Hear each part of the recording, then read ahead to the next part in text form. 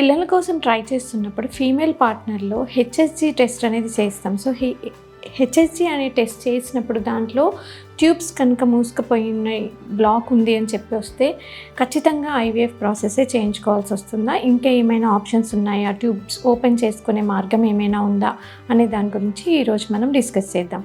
Hello అండి, నేను మీ doctor Naini, fertility expert, consultant at 49 fertility centre, Karimnagar branch. Fertility కోసం ట్రై చేస్తున్నప్పుడు ఫీమేల్లో మనం కొన్ని రకాల టెస్టులు చేస్తుంటాం. సో ఆ ఫీమేల్ పార్ట్నర్ చేసే టెస్టులో ఈ ట్యూబ్ టెస్ట్ అనేది ఒకటనమాట, హెచ్ఎస్సి.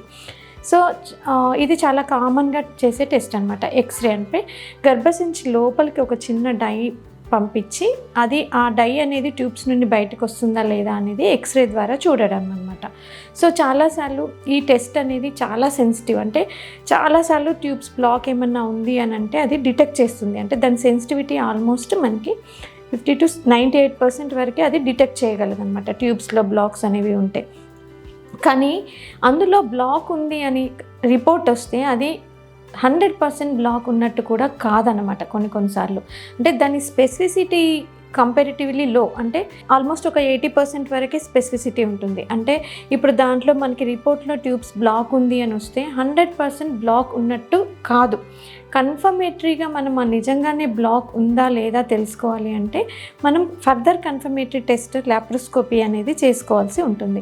ఎందుకు మరి ఇది 100% కన్ఫర్మ్ కాదు, ఎందుకలా ట్యూబ్స్ ఓపెన్ ఉన్నా మూసుకుపోయినట్టు రిపోర్ట్ ఎందుకు వస్తుంది అంటే కొన్నిసార్లు ఏమవుతుందంటే అలా డై అనేది ఇంజెక్ట్ చేసినప్పుడు గర్భసంచి లోపలికి ఒక పెయిన్ వల్ల ఏమవుతుందంటే స్పాజమ్, అంటే ట్యూబ్ అనేది ట్యూబల్ మజిల్స్ అనేవి ముడుచుకుపోయినట్టు అవుతాయి అన్నమాట. సో అలా ముడుచుకుపోయినట్టు అవ్వడం వల్ల ఆ స్పాజమ్ వల్ల అది క్లోజ్ అయిపోయినట్టు మనకు ఆ డై అనేది బయటికి రాదనమాట, ఆ ట్యూబ్స్ కంట్రాక్ట్ అవ్వడం వల్ల.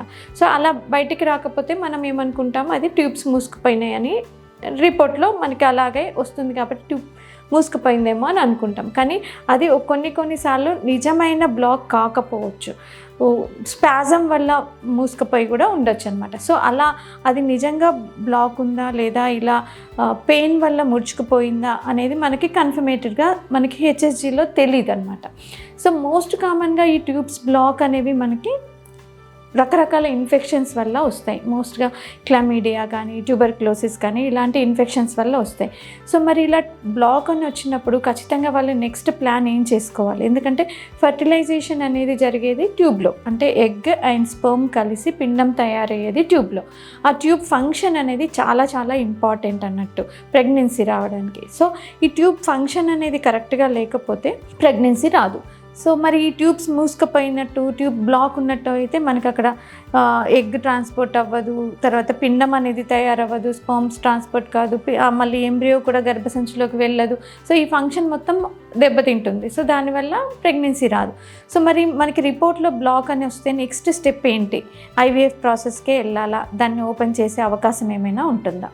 సో మీరు డాక్టర్తో కన్సల్ట్ చేసినప్పుడు మీ ఏజ్ ప్రకారం, మీకు ఉన్న ఎగ్ రిజర్వ్ ప్రకారం, మీ హస్బెండ్ సెమెన్ అనాలిసిస్ రిపోర్ట్ ప్రకారం మీరు ఆ టెస్ట్ అనేది కన్ఫర్మేటరీ చేయించుకోవాలా లేదా ఫర్దర్ డైరెక్ట్గా ఐవీఎఫ్ ప్రాసెస్కే వెళ్ళాలా అనేది సలహా ఇవ్వడం జరుగుతుంది. సో మనం కన్ఫర్మ్గా తెలుసుకోవాలి అంటే లాప్రోస్కోపీ పద్ధతి. ఈ లాప్రోస్కోపీ పద్ధతిలో ఏంటంటే మనకు నిజంగానే అది అనస్థీషియాలో చేస్తాం కాబట్టి ట్యూబ్ బ్లాక్ ఉందా లేదా అనేది కన్ఫర్మ్ అవుతుంది, అండ్ ఏ భాగంలో బ్లాక్ ఉంది అనేది తెలుస్తుంది, దాన్ని ఓపెన్ చేయడానికి అవకాశం ఉందా లేదా కూడా మనం తెలుసుకోవచ్చు. ఒకవేళ పాసిబుల్ అయితే మనము దాన్ని ఓపెన్ చేయడానికి చిన్న ఆపరేషన్, అంటే ట్యూబల్ క్యాన్యులేషన్ అని అంటారు, హిస్ట్రోస్కోపీ లాప్రోస్కోపీ గైడెడ్ చిన్న సర్జరీ అనేది ఉంటుందన్నమాట. అంటే సన్న వైర్ అనేది ఆ ట్యూబ్లోంచి పాస్ చేసి ఎక్కడైతే మనకి అడ్డంకి ఉందో ఆ బ్లాక్ని ఓపెన్ చేయడానికి ట్రై చేయడం అనమాట. సో ఈ ప్రాసెస్ అనేది మనం చేయొచ్చు అనమాట. సో అది చేయొచ్చా చేయరాదా, అది సక్సెస్ అవుతుందా లేదా అనేది మనం అది చేసినప్పుడు మాత్రమే తెలుస్తుంది. సో మనకి లాప్రోస్కోపీ చేసినప్పుడు ట్యూబ్ అనేది గర్భసంచికి కనెక్షన్ ఉన్న దగ్గర ఉందా, మధ్య భాగంలో ఉందా, చివరి భాగంలో బ్లాక్ ఉందా అనేది మనం నిర్ధారించుకొని దాని ప్రకారంగా అది ఓపెన్ అవుతుందా లేదా. అన్నిసార్లు ట్యూబల్ క్యాన్యులేషన్ సక్సెస్ కాకపోవచ్చు అనమాట. మైనర్ చిన్న ఫ్లిమ్జీ అడేషన్స్ బ్లాక్స్ ఉంటే మాత్రమే మనం ఓపెన్ చేయగలం. అది గట్టిగా మూసుకుపోయి ఉంటే ఏ రకంగా కూడా మనం ఓపెన్ చేయడానికి ఉండదు. సో ఇలా reversal operation tubal cannulation operation అనేది మీకు చేసుకోవడానికి అవకాశం ఉందా లేదా డైరెక్ట్ ఐవీఎఫ్ ప్రాసెస్కే వెళ్ళాలా అనేది మీ డాక్టర్తో డిస్కస్ చేసిన తర్వాత మీరు ప్లాన్ చేసుకోవాల్సి ఉంటుందండి. Thank you.